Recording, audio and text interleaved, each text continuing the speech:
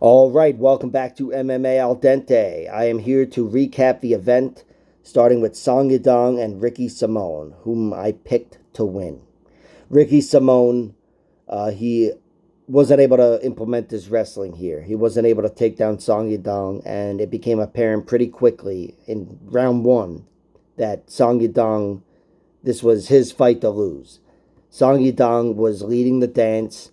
Big, strong kid, tough to wrangle, and Ricky Simone looked, like he was playing catch up the whole time on the feet. And he was. Song was beating him up with heavier punches and kicks, doing a lot more damage, and Ricky Simone got him down a few times, I think. I don't even remember, but it was almost like he was up instantly every time, maybe down for just a few seconds. But Song Yadong was winning every round. And in the end, he got him out of there in round five, which was exceptional because neither one of these guys was planning to fight 5 rounds or 4 rounds.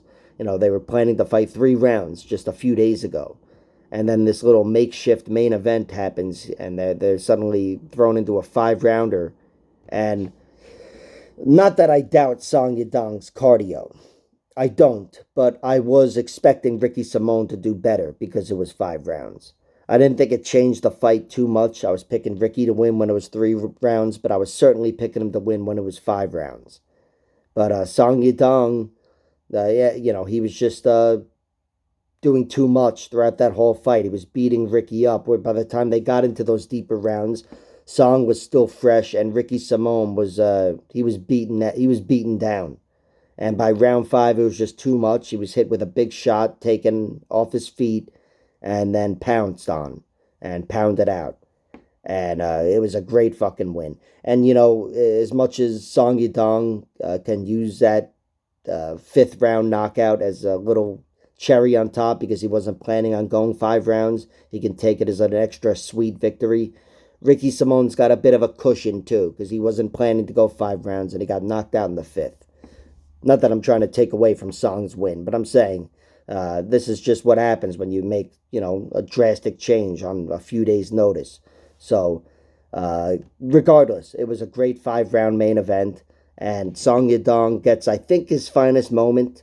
I'd say his biggest win is Cheeto Vera, of course, as of now, but to get a fifth round knockout in a fight that he wasn't planning on going 5 rounds in, against Ricky Simone in the main event, of course, makes it a lot sweeter. I'd say it's his finest moment so far in the UFC. And look, Song Yadong's looked good in defeat as well. He's looked limited at times, but he's always looked tough, and especially in the Corey Sandhagen fight, he looked good in that fight. So, Song Yadong's riding high.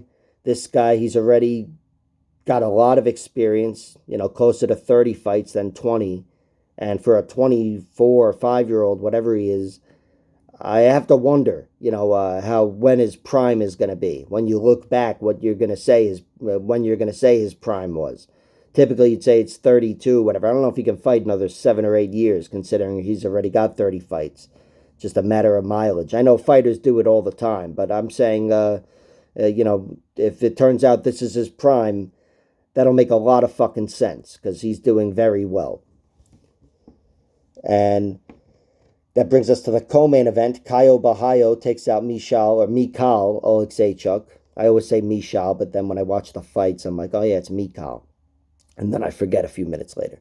But Mikal, he's definitely a dangerous guy, but he's limited on the ground. And Caio Borralho is not. Caio Borralho proved in this fight that he's not so limited on the feet. I did think he was losing the stand-up battle, but he was not out of his element at all. He was dangerous, and he was, able to match Oleksiejczuk in a lot of ways. And a lot of that's due to him being a very capable, strong athlete, definitely more explosive than Oleksiejczuk. And, that got him through the majority of round one, where he did well, even though I thought Mikal was doing better on the feet. But on the ground, there was no contest here. Borralho, once he secured position, that body triangle, it was over. And Oleksiejczuk, he's vulnerable on the ground. Again, 3 out of his 5 losses, now 4 out of his 6 losses come by submission. It's no coincidence, and it's happened a few times in the UFC. All to good fighters, and Bahayo is just another very good fighter. But, it's just a matter of technique and jiu-jitsu prowess, and Bahayo had him beaten pretty badly there, and he exploited that. So it was a great win for him, and he had, a nice post-fight interview, great moment, and he finally gets his first finish because he's a guy that, again, as I said in my pre-fight thing, I think he was trending towards being a decision fighter. He's got 6 decision victories, and they come in his last 7 fights. Now his last 8 fights. And, of course, that's when he's been fighting these Muradovs and, better fighters. But he's still a very skilled fighter, and when he had somebody ahead of him here on his plate that he should have devoured, he devoured him. So I'm glad he got that finish when I expected him to. Good job for Bahayo. Rodolfo Vieira takes out Cody Brundage. This was a gritty performance from Rodolfo Vieira. He really showed a lot in this fight. Cody Brundage did as well. But the story of the fight has to be the guillotine choke in the end. Cody Brundage just committed to a guillotine choke. I think he was simply overzealous. He had a lot of success against Adolfo Vieira, dropped him, almost had him out of there, was beating him up, and, was hanging with him on the ground, and he just got overzealous and jumped for a guillotine. Adolfo Vieira, once he popped his head out, that fight was over. It was over. And he kept those shoulders pinned down, locked up an arm triangle. Cody Brundage was twisting and turning and defending for, a minute or so, but it was just an eventuality. Something was going to get him, and he succumbed to the choke in the event. In the end, great win for Rodolfo Vieira. Great win for him. Showed a lot of grit, even though he didn't force the takedown and whatever, and really make it happen in that sense. Cody Brundage, you could argue he gave it to him with the guillotine choke. Rodolfo Vieira didn't show any signs of shitty cardio or weakness at all. Maybe whatever, he got dropped a little too easily or whatever, but that's got a lot to do with movement and just being a better striker. Cody Brundage, he's always shown a lot of potential, and he showed some here, but definitely a fight IQ loss. This one's going to sting, because obviously that was a winnable fight. I'm sure he was feeling it in the moment. Definitely winnable, but this one, it got away from him. Fernando Padilla knocked out Julian Erosa. I'm a gigantic Julian Erosa fan. Gigantic. I mean, he's probably my favorite featherweight after Darren Elkins. He's certainly one of my top featherweights, favorites. But Fernando Padilla cracked him, and I think it was a good stoppage. It was a good stoppage. I'll say this, though. He was totally into it, Julian Erosa. After the fight was called off, you could see he was totally fine. And it wasn't like, he's like, his head is bounced and he's trying to settle his eyes on the ref and start arguing like when a fighter's out of it. No, he was fine. He was absolutely fine. And it was still a good stoppage because he looked unconscious like twice, for a split second. And he's a guy that has been knocked unconscious 6 times, I believe. And he was, I think the next one was going to put him down, or maybe down for a split second again, but whatever. It was going to put him down. He was about to get finished, I think, in one way or another. Fernando Padilla is uniquely built featherweight, had some distinct advantages over Erosa. Not too many guys are bigger and taller than him, which I think they're actually even in height, but Padilla had 1.5 inches of reach. Regardless, you could see Padilla is a unique build, and yeah, he's definitely got some great hands. He really does. And he's shown to be a good combination puncher. And again, I think he's better on the ground. That's where his, best skill set lies. But he's no slouch on the feet, and he had enough to crack and get Julian Erosa out of there. Great win for him. Tough loss for Julian Erosa. Again, he was totally fine to continue fighting. And despite that, I think it was a good stoppage because he looked out. And, whatever. He looked out a few times. It's not like he was dropped for a split second. No, he was dropped for a split second, rocked for a split second, dropped for a split second, and then said, what the fuck, I'm fine. And he was, but it wasn't a bad stoppage. All right. Marcos Rogerio de Lima versus Waldo Cortez Acosta. This was a very good matchup. Waldo showed a lot in this fight. I thought he lost, but I thought he performed very well. He got his leg chewed the fuck up by a guy that really knows how to kick. He had his leg kicking defense exploited in his UFC debut by Jared Vandera, and then after that, I was worried about him against Chase Sherman.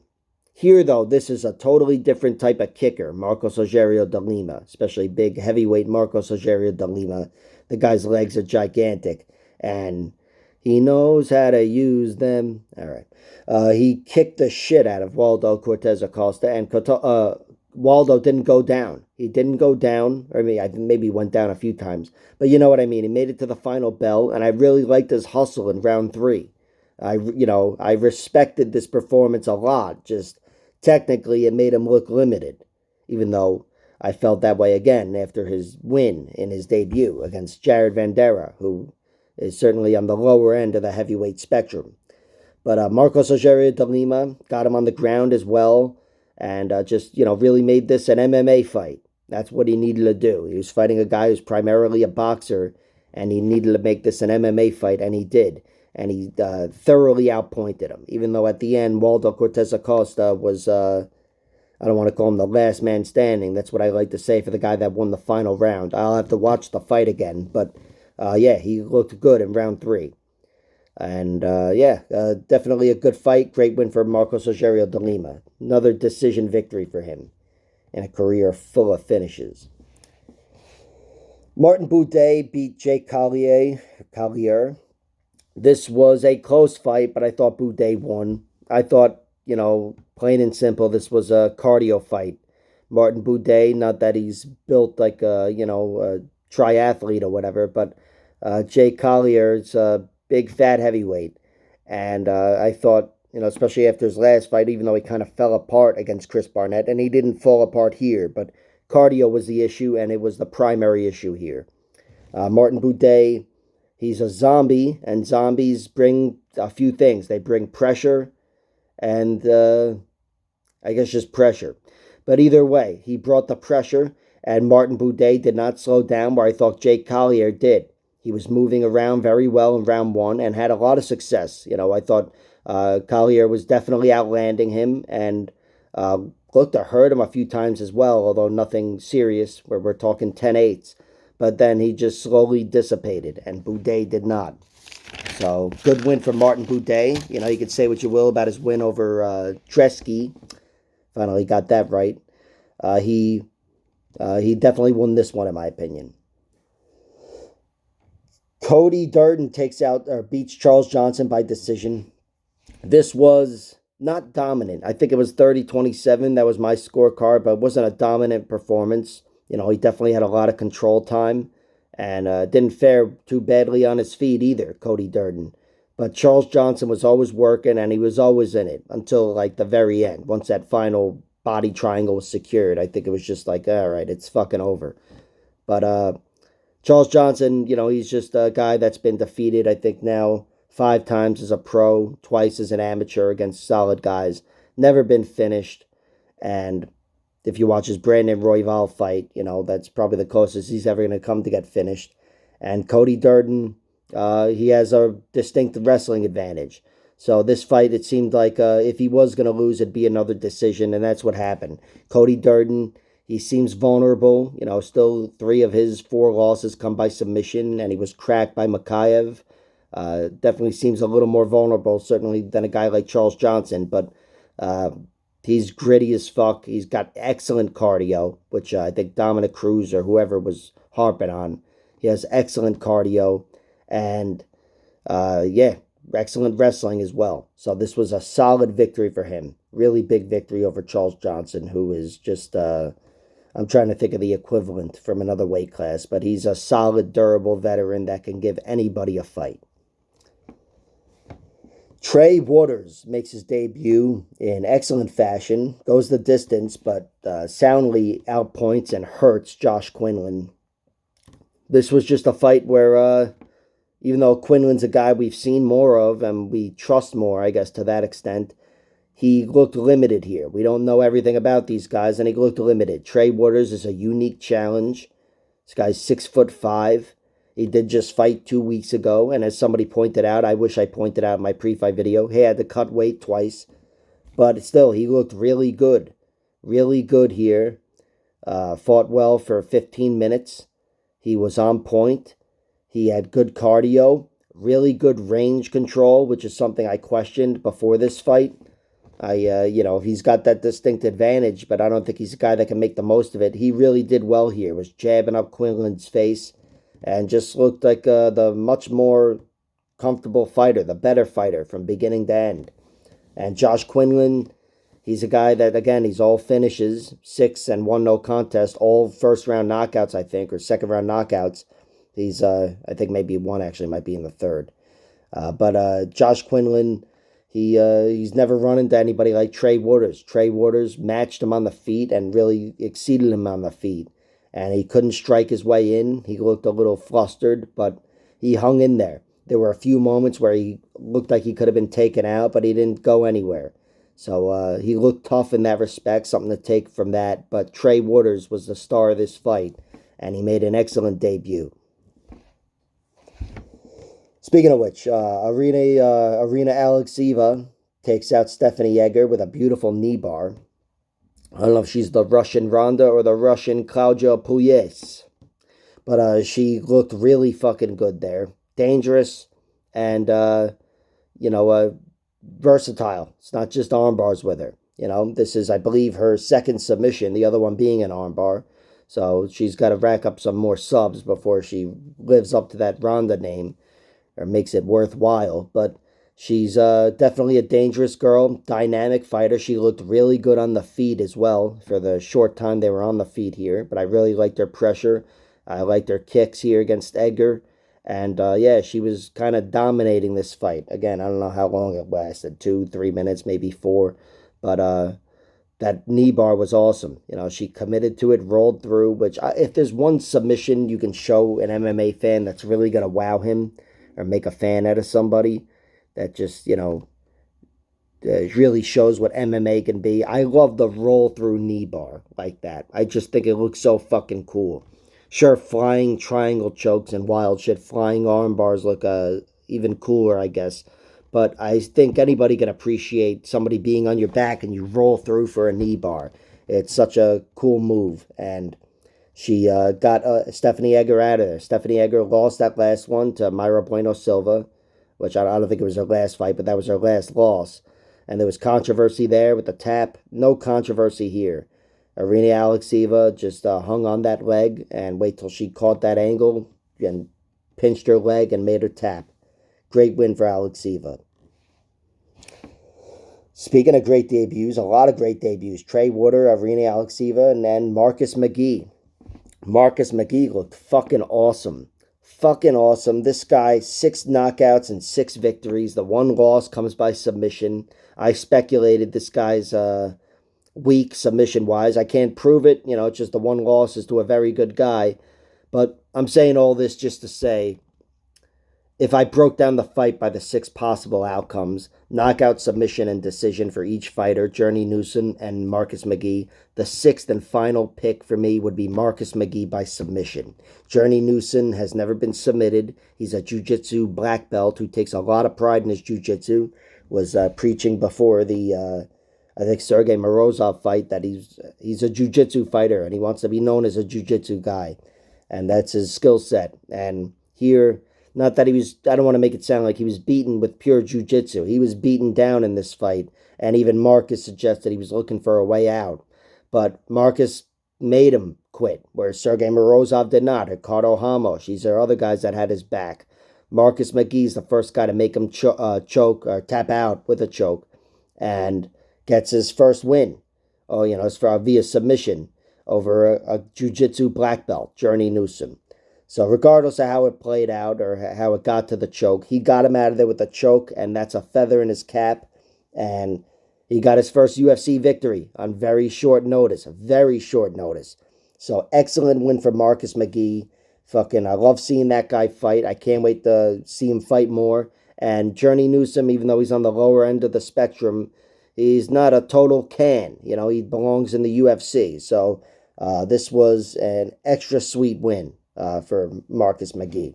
really cool. And for Journey Newsom, that sucks. Taking a fight on short notice. Yeah, I mean, he was in shape and whatever, but, taking a new opponent, I should say, on short notice, uh, definitely blows. But, and the way he lost really sucks. I'm sure it's going to sting, but, credit to him for taking the fight. And last but not least, Jamie Lynn Horth, or maybe least, I don't know, beat Haley Cowan. Beat her by decision. This was a pretty close fight, but generally speaking, I thought Horth was the better fighter. Better fighter standing and on the ground, but had to fight through the athletic advantage and the strength advantage that Haley Cowan has in her. Haley Cowan, she's a versatile fighter. She uses her strength and athleticism every which way, but she's not too technical. And I thought instantly she looked kind of limited, spamming that combination, which she landed once, she had like a two kick, spinning kick combination, some shit I used to do in Mortal Kombat. And she just looked limited. And Jamie Horth was landing better. I thought Horth was the more refined fighter, despite having less professional experience, almost half. Uh, Great win for Jamie Lynn Horth. Excellent debut. And for Haley Cowan, she still looked tough and still looked, gritty and kind of cute. So, not a bad debut, but yeah, Jamie Lynn Horth definitely won this fight. Like, share, subscribe, all that horse shit. Check out my other videos.